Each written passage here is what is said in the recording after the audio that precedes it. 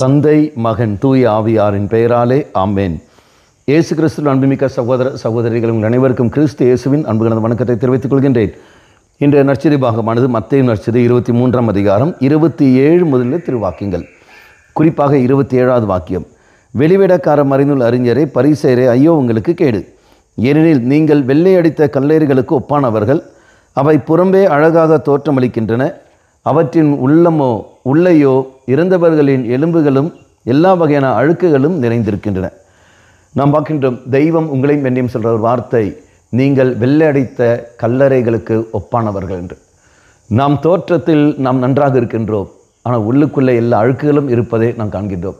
மனிதர்களை நம்மளால் ஏமாற்ற முடியும், தெய்வத்தை நம்மளால் ஒருபோதும் ஏமாற்ற முடியாது. உதாரணம் எடுத்துக்கொள்ளுங்கள்.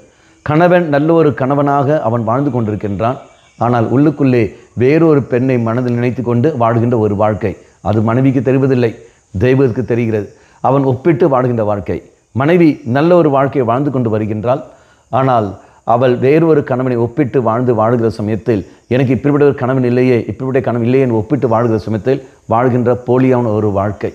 அதே மாதிரி பெற்றோர்கள், நல்ல பெற்றோர்கள் பிள்ளைகளுக்கெல்லாம் வாங்கி கொடுக்கிறார்கள், ஆனால் அவர்கள் தங்கள் பிள்ளைகளை அன்பு செய்வதை விட மற்றவர்களை, யார் நன்றாக படிக்கிறார்கள், யார் மற்றவர்கள் செய்கிறார்கள் ஒப்பிட்டு பார்த்து கொண்டு, அப்பேற்பட்ட பிள்ளைகள் எனக்கு இல்லையே என்று சொல்லிக்கொண்டு வாழ்கின்ற ஒரு பாவ வாழ்க்கைகள்.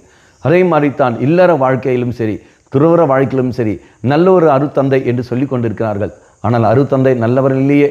மறைமுகமாக அவர் செய்கிற பாவங்கள் எத்தனை இருக்கின்றன, எத்தனை பாவங்கள் அவர் செய்து கொண்டு வாழ்ந்து கொண்டு இருக்கின்றார். ஊருக்கு நல்லவனாக இருப்பதும் வெளியே உள்ளுக்குள்ளேயே அங்கு பலவிதமான தீமைகள் நிறைந்திருக்கிற வாழ்க்கின்றோம். அப்போ நம்முடைய வாழ்க்கையானது ஒரு போலியான ஒரு வாழ்க்கை என்பது தெய்வம் மிக தெளிவாக எடுத்து சொல்கின்றார்.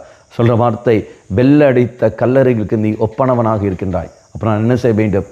தெய்வமே, என்னிடத்தில் இந்த போலியான வாழ்க்கை நீ தாம் எடுத்துவிடு. நான் வாழ்கின்ற பாவ வாழ்க்கையிலிருந்து விடுதலை பெற வேண்டும் என்றால், இது நல்ல ஒரு பாவ சங்கத்தில் நான் செய்கின்றேன். எனக்கு அந்த வார்த்தையை தெளிவுபடுத்தி தாரும் ஆண்டவரே. நல்ல ஒரு வாழ்க்கையை வாழக்கூடிய வரத்தை எனக்கு தாரும் ஆண்டவரே. இந்த போலி அணையை விட்டு நீங்கள் போகட்டும் என்று சொல்கின்ற தாகத்தோடு நாம் ஜெபிக்க வேண்டும்.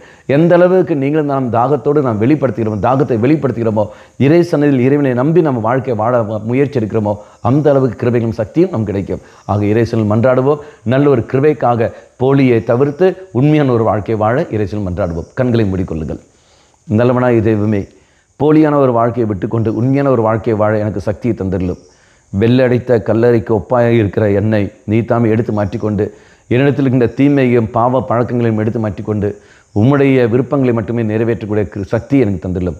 அம்மா மாதாவே, தெய்வ மாதாவே, எங்கள் மாதாவே, என் அன்னையே, விசேஷமாக எங்களுக்காக பரிந்து பேசும். ஆமேன். தந்தை, மகன், தூய ஆவியாரின் பெயராலே ஆமேன்.